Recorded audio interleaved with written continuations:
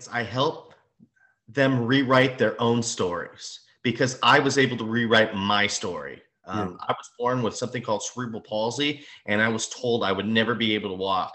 But I never gave up the pen. Somebody wanted to rewrite the story for me, but I would never give up the pen.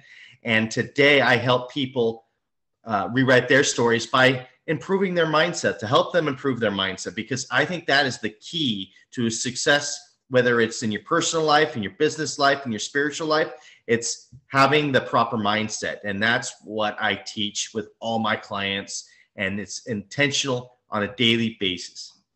Okay, nice, nice. What's your background, anyways? Did you always start up as a motivational speaker, or were you doing something else before this? Yeah, if you don't mind, I'd like to get into that journey a little bit with you. Yeah, go ahead. Okay, so like I told you, I was born with something called cerebral palsy. And if your viewers don't know what that is, it happens at birth. It's lack of oxygen to the brain at birth. And as a result of this, it can leave one side of the body paralyzed. And this is permanent. So when I was born, my mom noticed I wasn't moving the right side of my body, and she was concerned. So she took me to the doctors to do some tests. And I was diagnosed with the cerebral palsy. And apparently the doctor thought it was so severe that I would never be able to walk, that I need to get used to being in a wheelchair because that's going to be my life. Well, thank goodness for a great mom.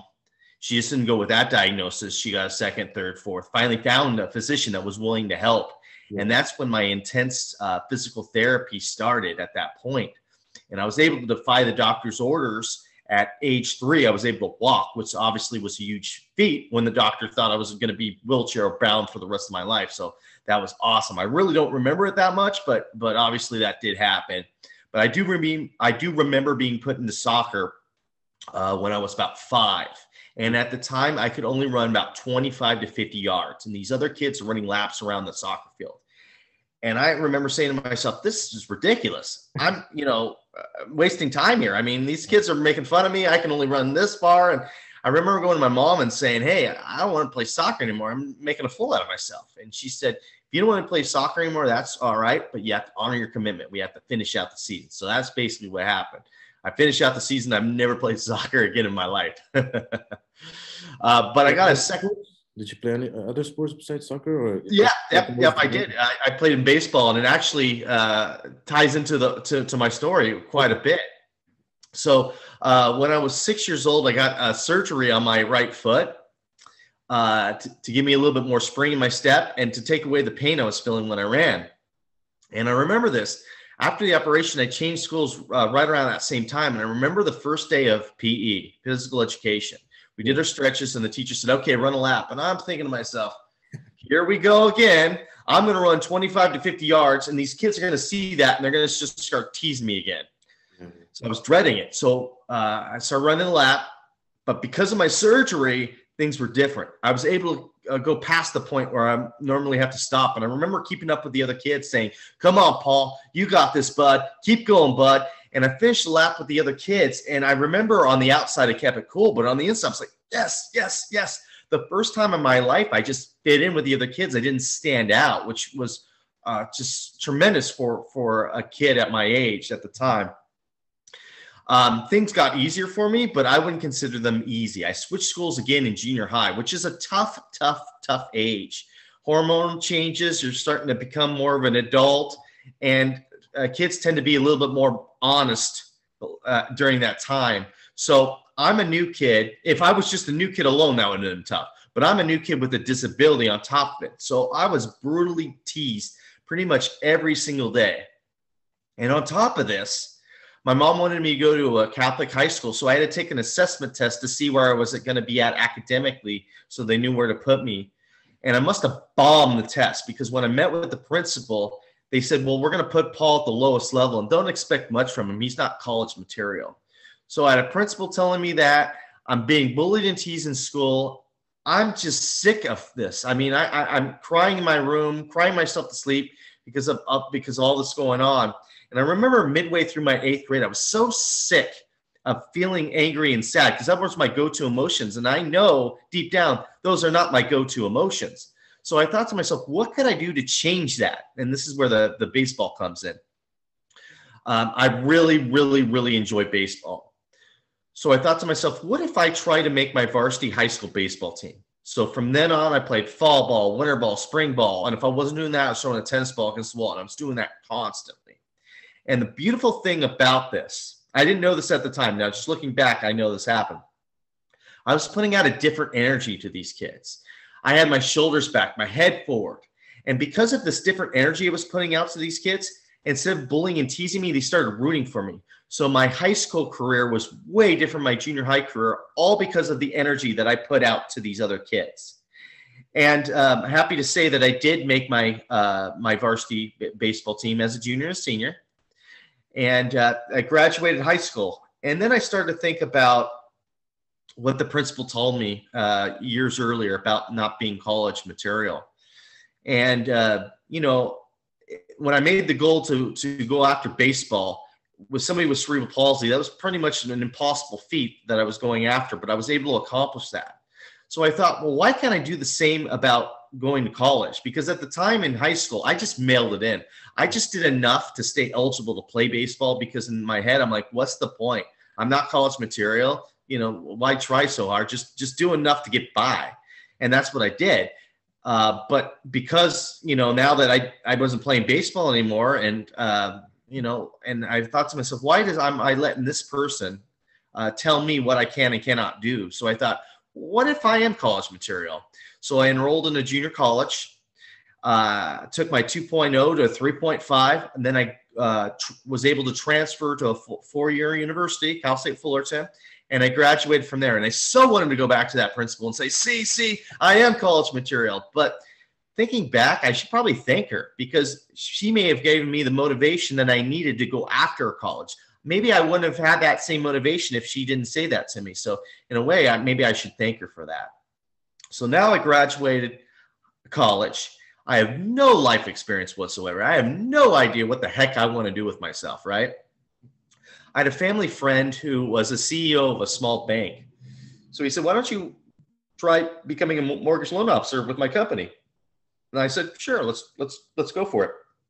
And I remember going there my first few days and people were snubbing me. They didn't want anything to do with me. And the reason why they didn't want anything to do with me is because they knew I had a relationship with the CEO and they knew I got the job, not because of my talent, but who I knew. So they were real resentful to me. And I found myself, you know, eating lunch alone in the cafeteria by myself. And it brought me back to my times in junior high. I'm thinking, wow, I haven't felt this way since junior high. So I thought to myself, what did I do in junior high to overcome that? And it goes back to what I did for baseball. And I thought, what attributes did that I could use that will help me in this business? So I thought to myself, well, in baseball, I put my head down and I worked hard and I ignored the noise. So that's what I did. I worked really hard. If people asked me to do something, I got it done in a timely manner. I had an excellent attitude. And they weren't talking to me, but I was observing what the top producers, what top loan officers did on a daily basis so I could kind of learn from them. So I started doing that. And I remember my first day of having to go out in the field and get loans. I was getting my rate sheets ready to go out there. And my family friend, my CEO, stops me and goes, what are you doing? I go, going out and I'm going to get some loans. And he's like, he had a concerned look on his face. Hey, man, you're not ready, man. You need you need much more training. I'm like, no, I got this. He's like, okay, man. So I go out there and I'm falling on my face for several months, getting beat up by clients. Like, man, this is tough. And, but then I started to think to myself, what value could I add to these clients? So I started realizing what value I could add. And once I started realizing what the value was, things started shifting for me. And I started to get loans. And 2 years later, I became a top producer. And the people that were ignoring me and snubbing me and now are coming to me for advice. So it was a real big shift. And for many, many years, I really, really enjoyed the mortgage industry. And then 2008, 2009 hit, and the economy just changed and made my job much, much, much harder to do. And I was really losing the luster of the whole business. But I remember this life-changing event that happened. They brought in this motivational speaker to come talk to our sales team. And the guy blew me away. The guy was tremendous. So after the presentation, I made a point to go talk to him and to say, hey, wow, this is a great presentation. And the guy was so gracious. He allowed me to pick his brain a little bit. And he told me he started as a life coach. I'm like, a life coach? What the heck is a life coach? And he explained to me what a life coach is. And I'm like, you know what? Maybe that's what I want to do. So on my times off from being in the mortgage industry, I started taking coaching classes to get my coaching certificate. And I got my coaching certificate, and I started to tell people I wanted to become a coach. And I remember people kind of just humor me. It's like, you know, yeah, okay, whatever, life coach, just go out and get loans, man. You know, get out of my way, you know. And they weren't taking me seriously. And then I started to get my website up, and I started to do it on the side. And then at the time, this bank that I was working at, the legal department was a little leery of me doing both at the same time. And they came up with restrictions that I can and cannot say on the coaching side. And I thought to myself, there's no way I'm going to get traction in this coaching business if I continue to do both. So I said to myself, I got to make the leap of faith and just do the coaching. So before I did all that, I changed, I paid off all of my debts. I changed my spending habits quite a bit. And I quit the mortgage industry. And I got to tell you, I got a lot of pushback from people that I were close friends with for many, many years going, dude, what are you doing? You're a mortgage loan officer. This is nonsense what you're doing. This is fantasy stuff. I'm like, no, I really want to go after it. And I go, and they're like, okay, it's your grave. And it really changed the relationship with a lot of people I was really close with for a long time because of it. And then I remember doing it for a while, and I was getting no traction. Nobody wanted to trust me. It was really, really, really tough. And I thought to myself, again, back to when I was in the mortgage industry, value. How am I going to add value to my clients? And I thought to myself my own story about having cerebral palsy. And for the longest time, I was very, very ashamed of the story I just told you about having cerebral palsy. Yeah. Because all through my childhood, all I wanted to do was fit in with the other kids. I didn't want to stand out at all. I didn't want any special treatment. So I wanted to bury that story of me having cerebral palsy. And if I even mentioned that I had cerebral palsy, I'd get emotional, almost to tears talking about it. But I thought to myself, how am I going to allow these clients to feel comfortable talking to me about their problems if I'm not vulnerable with them? I got to be vulnerable with them first so they know where I'm coming from. So once they know where I'm coming from, they'll feel more comfortable being vulnerable with me. And once I did the shift, once I started shifting of this my story of cerebral palsy, things started to come into play. Not right away, but slowly but surely. Got my first client. I did well with my first client. Then I did a good job with them, and they recommended me to somebody else, and it started snowballing. I started my own podcast, and now, you know, helping between my coaching program and now, you know, with my podcast, between the two, I've helped thousands and thousands of people, and that's kind of how my story came about. Nice. That was a really good story. So when are most of your clients like local, or do you have clients in every state or different countries? I don't have anybody different countries, and I'm not opposed to that. But my clients are, all over the United States. I do most of my stuff through Zoom, especially now with COVID-19. Yeah. But you know, people are busy, so it's just easier to do it through Zoom, because I have some clients that are, you know, have demanding lives, you know, with high careers and family. So it's very hard for them to, you know, stop what they're doing and meet me somewhere and do a session. It's much easier to open up a laptop and then we can just get it going. Yeah, that's and right. I know you lose a little bit, you know, when you're not a person to person, but Zoom with the you know, the telecommunications really helps, because you can see each other's, you know, expressions on their faces. So you lose a little bit, but not that much. I think the conveniency outweighs any of that. So I work with people all over the country. So what type of clients come to you? Like, are they clients that are like at their lowest point of their lives, or like what kind of clients come to you, and what kind of like help that they need from you?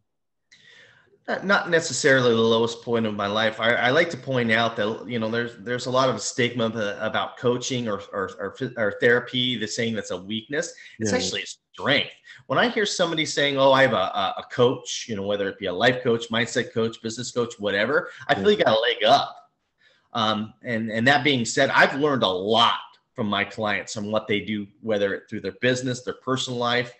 They're all tremendous people. So I don't know if I'm helping people at their lowest point. I'm just helping people, get over some stuff. Like I have people, it's through the gambit. I have people that have physical limitations, trying to get through, having that mindset, of that why is me mentality. Yeah. I have them focus on what they can do and not what they can't do, which is a daily practice. I have people that are, high up in upper management that are trying to focus on that balance of personal life and business life. They want to make sure that they're giving their all for their personal life and their business life.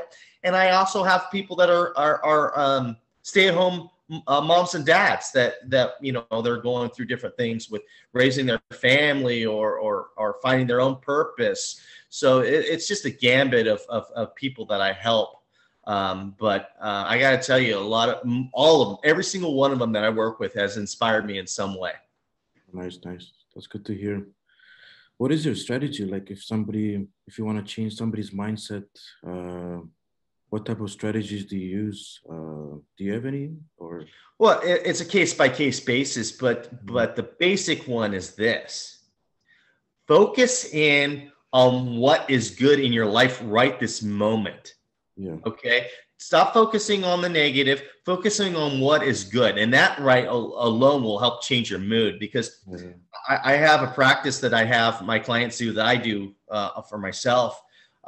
When I wake up in the morning, before I, do my morning routine, whether that's turn on the radio, television, phone, whatever, check my social media, whatever, I take a few minutes to think about what is going well in my life right now. And it could be, a great career, or it could be a good sense of humor, whatever it is. If I'm having a really bad day, it could be I'm alive, I'm healthy, or whatever that could be. And by doing that, you start to point out positive things that happen in your day. It could be you got something on your phone that's saying, oh, free coffee. Up just keeps building and building, because you can go the opposite way real easy, right? You can look at everything negative, like driving to work and you get a flat tire and go, oh, just my luck. This would happen to me. Bad things always happen to me. I would get a flat tire. And I would tell that person, yeah, bad things do happen to you because you're looking for the bad things. Stop doing that. Look for the good things. And I'm not telling any of your audience to suppress their feelings. If they're angry or they're sad, we're all human beings. We're entitled to feel these feelings, right? We can feel angry. We can feel sad. But there's going to be a point in your life where you're going to be saying to yourself, I don't want to be angry anymore. I don't want to be sad anymore. And the easiest way to change that is start to focus on what you're grateful for in this very moment. Nice. Yeah. Because for me, I've been, like my story is like, same story. Like I was a quiet type of guy when I started,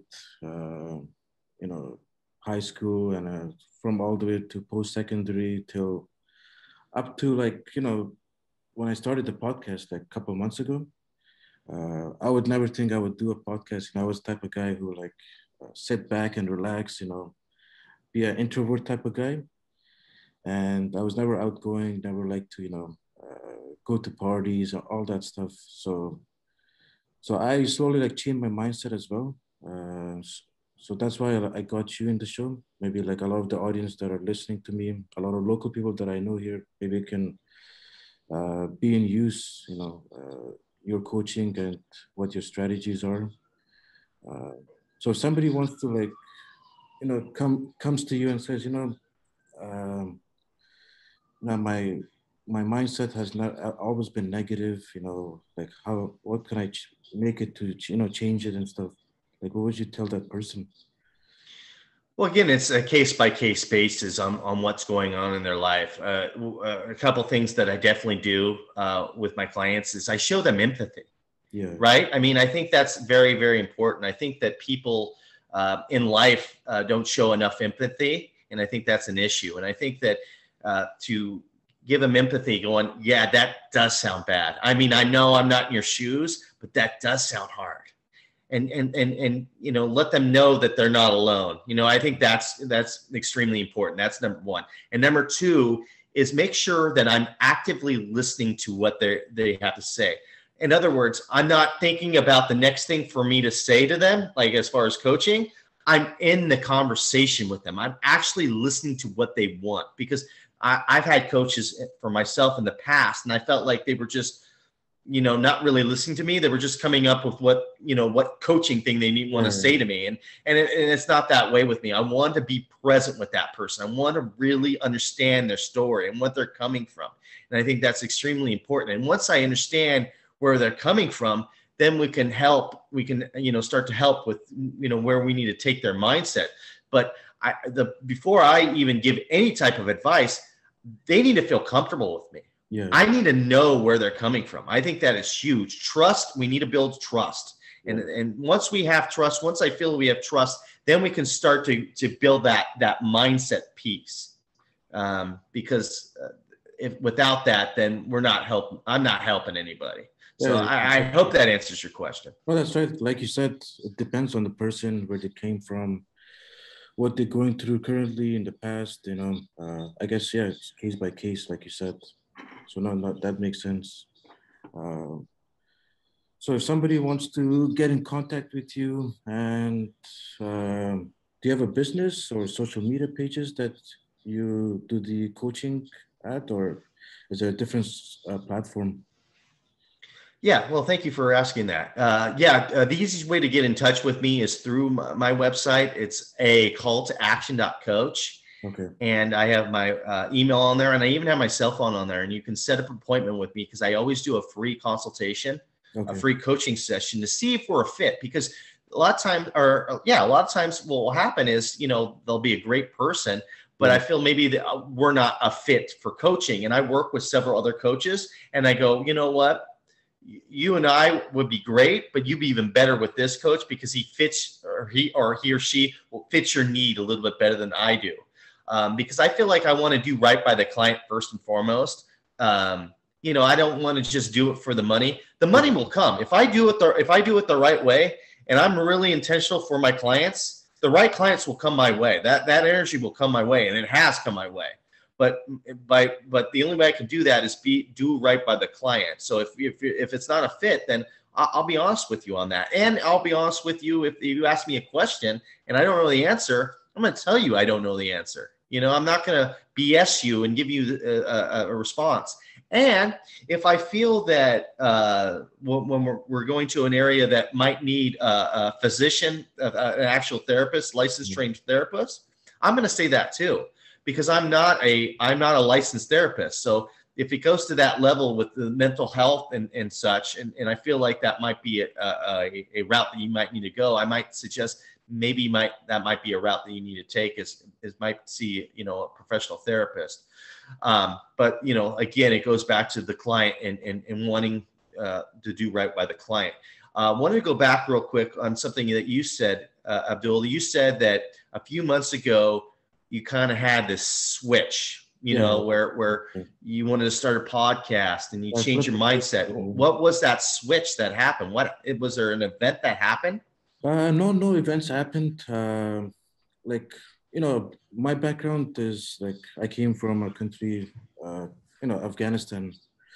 We all know, if you turn on your news and mainstream media, all you'll see is violence and death and you name it, any negativity towards that nation. But when I came to Canada about 20 years ago, in 2000, in Vancouver, Canada, I did my education, elementary, high school, post-secondary, college, university, got my business admin degree, worked as an accountant. I'm working as an accountant, 9 to 5.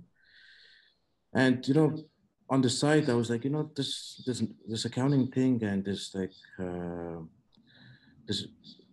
40 hours of work, this is not, working out for me. I can't do this for I'm only 28 and I can't imagine myself doing this for another 40 years. I was like, I have to make a change. Nobody's going to come and push me. Look, I have to change myself and my inner, abilities that I have and skills. So I was like, let's do something on the side. so I decided to do a podcast because I was listening to a lot of podcasts in the past, from comedian podcast to like educational and entrepreneurship podcast. Uh, so I didn't see any podcast in Canada where I'm locally here. So I was like, why not do it as a hobby and see where it goes? And at the same time, I can meet new people, interact with them, and get to know their story as well. So I did a few episodes a couple of months ago. I really enjoyed it. Like I really enjoyed getting to the getting to know that person as well. So many different stories, so many inspirational stories, so many motivational stories that I've spoken with a lot of people in the past. So, like the switch happened like not even overnight, I would say. It probably happened like, there was a process to it, a week or a couple of weeks. But, I made the change, I was like, uh, I'll do this for myself.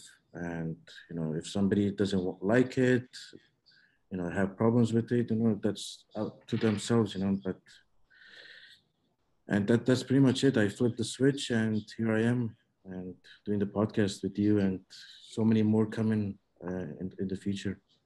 That's tremendous, man. Kudos to you to get out of your comfort zone. Sounds like you got out of your comfort zone. That's No, I did. awesome. Yeah, that was one of the biggest challenges in my life, getting out the comfort zone. Like I said, I was an introvert person all my life. Like I would always stay in my own circle of friends.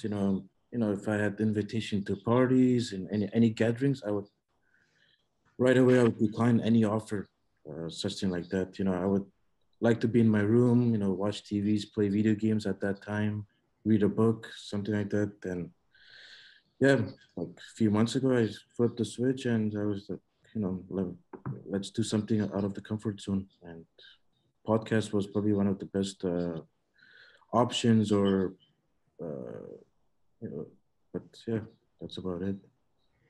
And if I could wave a magic wand and you could do anything you wanted to do, what would that be? Anything, I don't know, like, getting, over the obstacles. In life, there's going to be so many challenges. There's going to be a lot of people that will doubt you. They'll say, no, you can't do this. This is not for you. This is not right. So the magic here is like getting out the comfort zone and beating that obstacle that was on your way this whole time in your life. And it feels good. Like it's like a lot of the weight's off your shoulder. And I feel like there's a lot of kids out there, a lot of people that, don't have that person beside them that, will push them to their limits and stuff. And I feel like I want to be that voice as well, to my community here in Vancouver, Canada. And that's another big reason I started the podcast is to, show the community, you can do whatever you want. If you want to be a soccer player, you can be a soccer player, play professionally, whatever it may be, any profession. So that's I want to be the voice of reasoning as well. Awesome, man. I can tell the passion behind your voice that Yeah. you're really intentional and you found something that you really enjoy. And I can see that twinkle in your eye. And I hope that you continue to do that and I hope that it evolves for you. No, I'm not going to stop it. I started. This is just the beginning for me. So many more to come. Great, man. I really, really enjoyed being on your podcast and hearing your story as well as telling mine. And I wish you the best of luck and hope to keep in touch with you and see your progress. No, thank you very much. One last thing. So if anybody wants to check you out on their social media pages, go ahead. The floor is yours. Thank you. Yeah, absolutely. So once again, my website is a call to action.coach. And you can check out my content on a call to action on Facebook. And you can also check out my YouTube channel, Paul, and my last name, Forchione.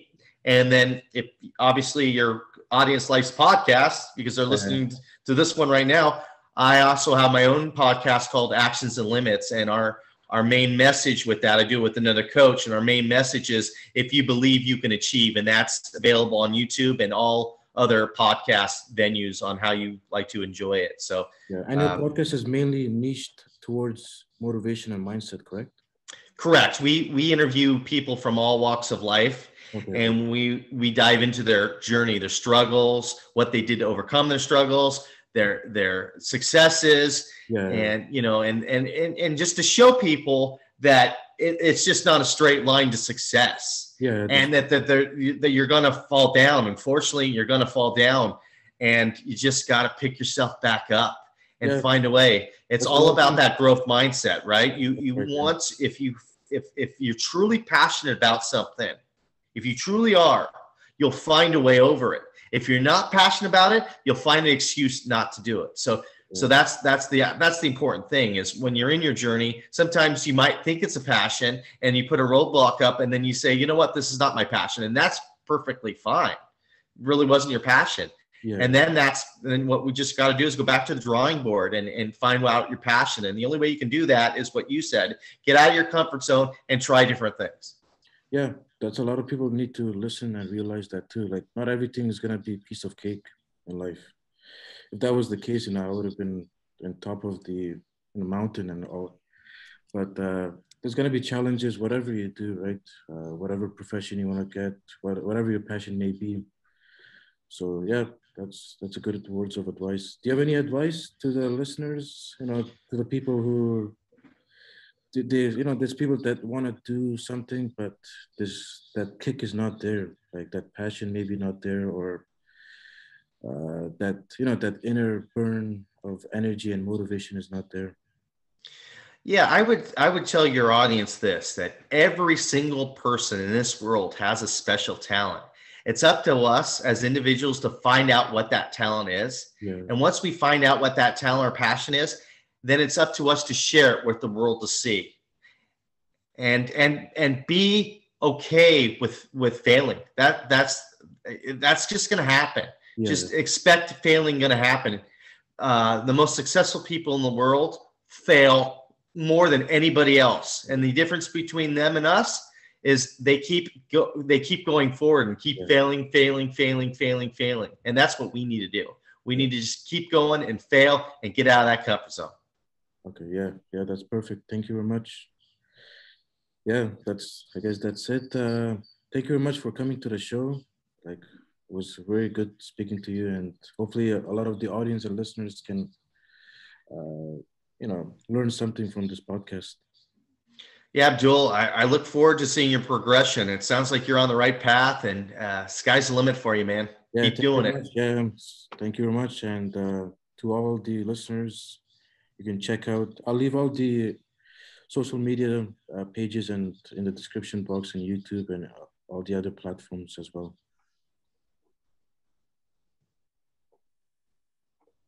All right. Thank you very much, Paul, again. No problem. Thank you very much. Are we friends on Facebook? I can't even remember.